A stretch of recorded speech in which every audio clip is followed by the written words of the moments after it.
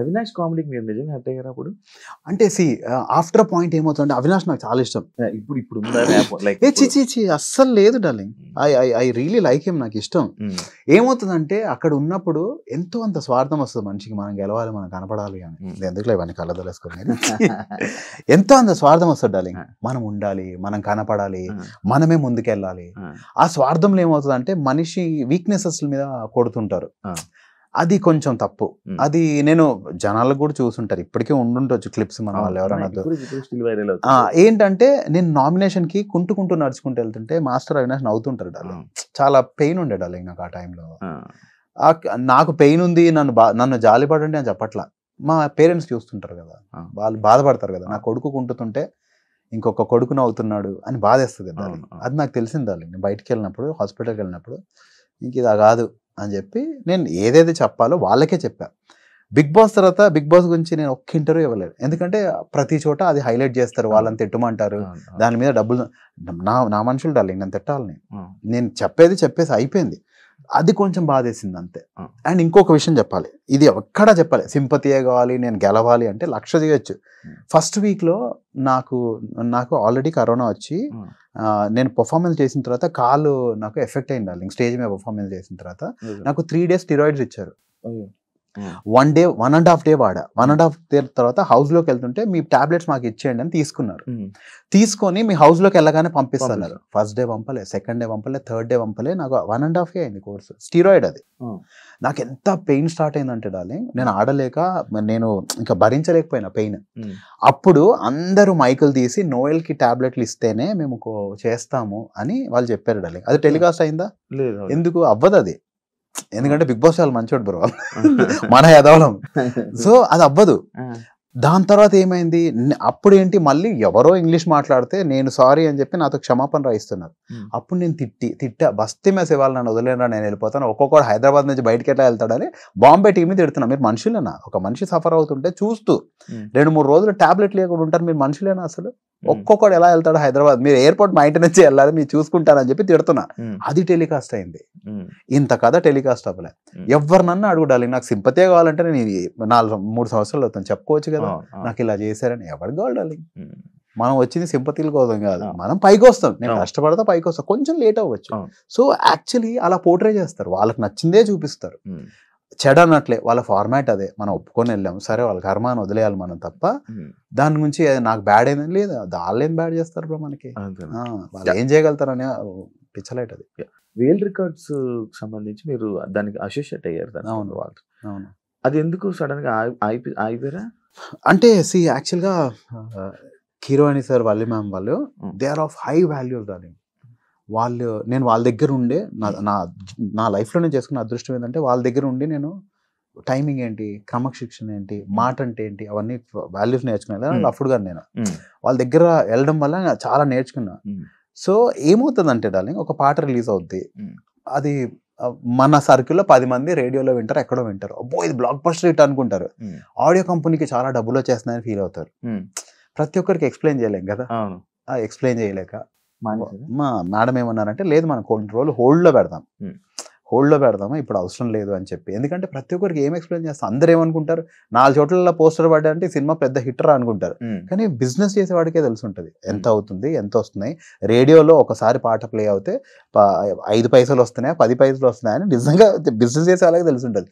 అని ఎక్కడ చూసినా మీ పాటలు వినిపిస్తున్నాయని మన ఫ్రెండ్స్ అనే చెప్తారు, మనం బాగా చేయకుండా భలే వేసారా అంటారు కదా.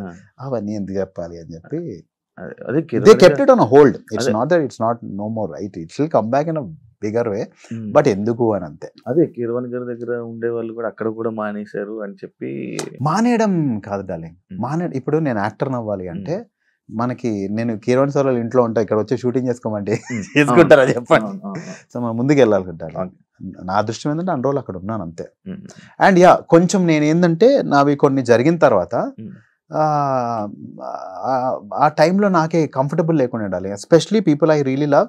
నేను వాళ్ళ దగ్గరికి ఎందుకు వెళ్ళడం అని, నేను కొంచెం ఏదైనా మంచి జరిగాక వెళ్దామని చాలా రోజులు వెయిట్ చేశాను. ఇది మీ పర్సనల్.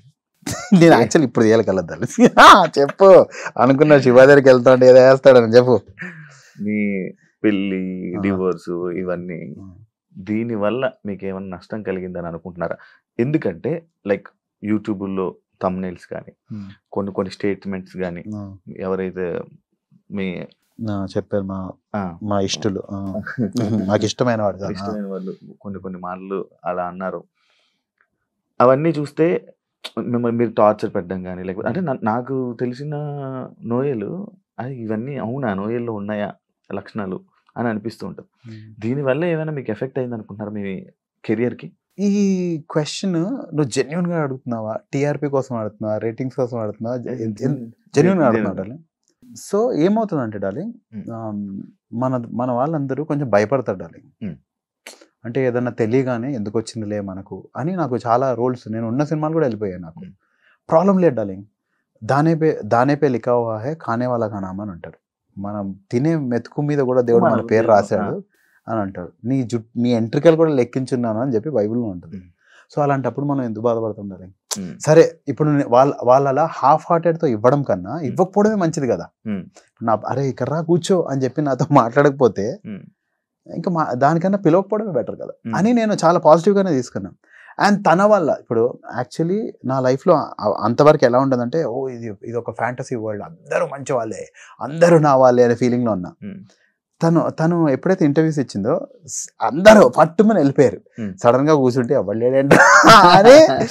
సో అది చాలా బ్యూటిఫుల్ అనిపించింది అంటాలి. నేను వీళ్ళందరికీ వెళ్ళిపోమని చెప్పలేను. ఇప్పుడు ఏంటంటే నా వాళ్ళు ఎవరు అంటే నాకు నా ఫ్యామిలీ తప్ప ఎవరు కనిపించాలి. నేను చాలా ప్రేమించాలి వాళ్ళ పేర్లు ఇప్పుడు చెప్పను, ఒక స్టేజ్కి వచ్చాక చెప్తా ఎవరు అని.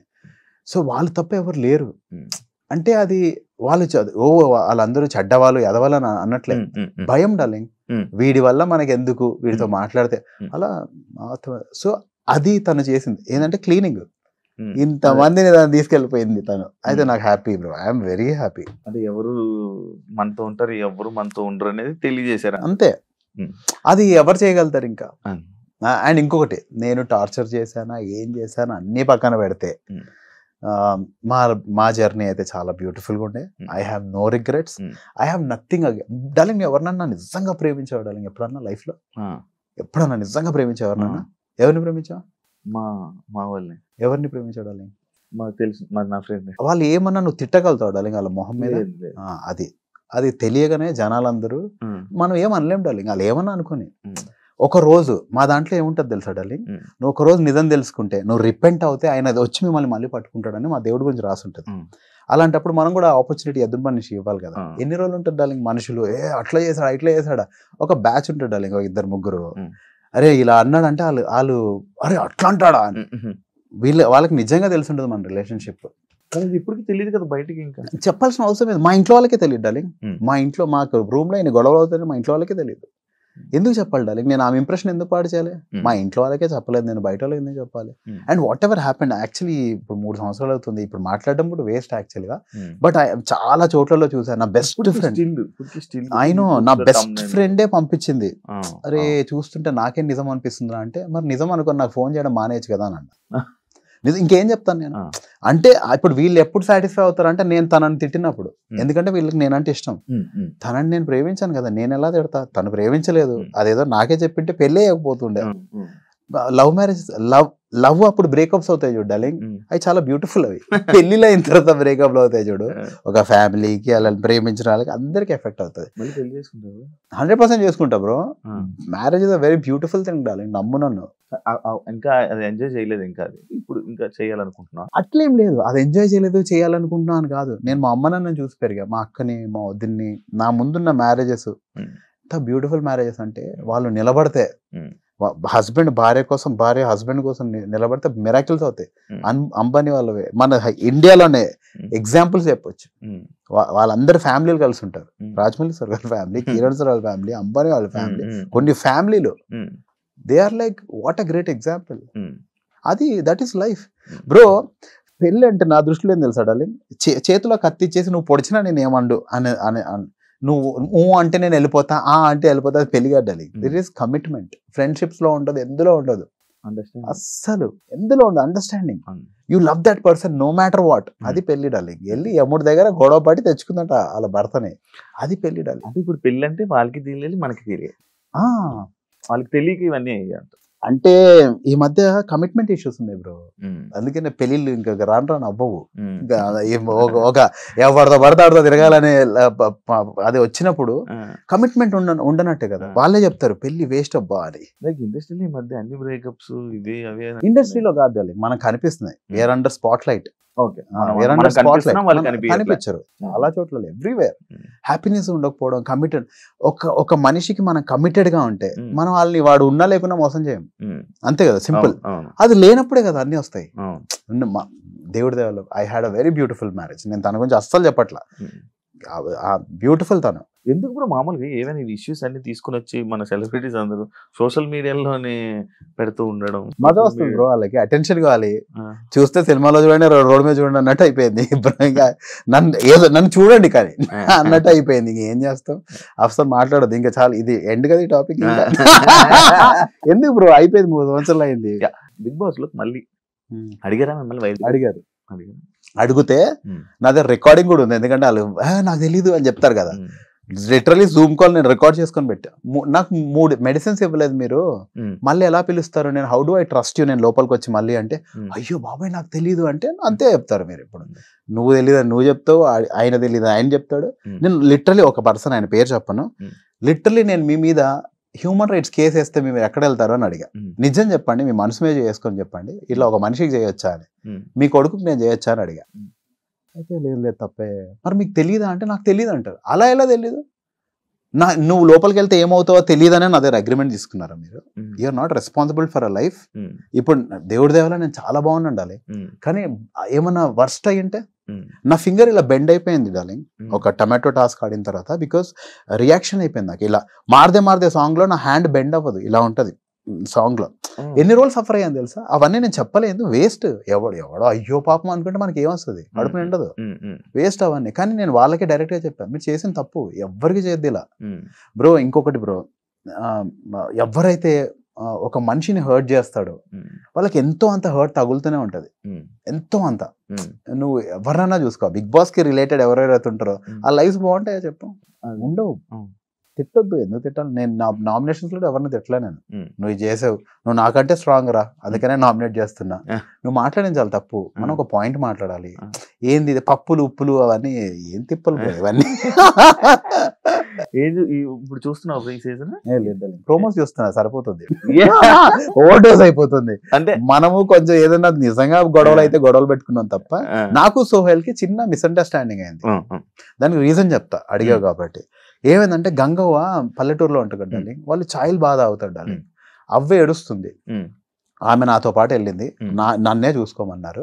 మిగతా వాళ్ళందరూ వచ్చి ఆమె మీద పడుతున్నారు, ఎందుకంటే ఆమె స్పెషల్ క్యాండిడేట్ కాబట్టి. ఇప్పుడు మళ్ళీ వెళ్ళారు, స్పెషల్ క్యాండిడేట్ కాబట్టి అందరు వచ్చి అబ్బా నువ్వు సూపర్ అవ్వా కాదు, బయటకు వచ్చిన తర్వాత అన్ని ఓవర్ యాక్షన్. నన్ను నాగార్జున సార్ అడిగారు, ఏంటి గంగవ్వ నీ కనెక్షన్ కదా, మరి నువ్వు ఎంతవరకు అందరూ వచ్చి మీద పడుతున్నా, నేను ఏం చేయాలి సార్ అని. అందరూ అటెన్షన్ కోసం చేస్తున్నారు అవన్నీ. సో ఏమైందంటే ఆమె ఏడుస్తుంది darling. Second day sugar Aryan and Sohel దగ్గర ఉంది. వయసు ఎంత అసలు ఎందుకు ఇట్లా చేస్తున్నాడు, పాపం సోహెల్ చాలా మంచోడు. ఆమె వచ్చే షుగర్ ఇస్తే ఆమె టీ తాగుతుంది కదా, ఆమెతో అలా చేయడం తప్పు కదా అని. అది ఇలాంటి చిల్లర గొడవలు అన్ని, అంటే ఎందుకు అలా చేస్తున్నారు అనే గొడవలు. ఒకసారి సాయితో ఒక గొడవ, పుషప్స్ చేస్తుంటాము, నువ్వు జెన్యున్ గా చెప్పురా, నువ్వు చేసేవా లేదా, నువ్వు జెన్యున్ గా చెప్పాను.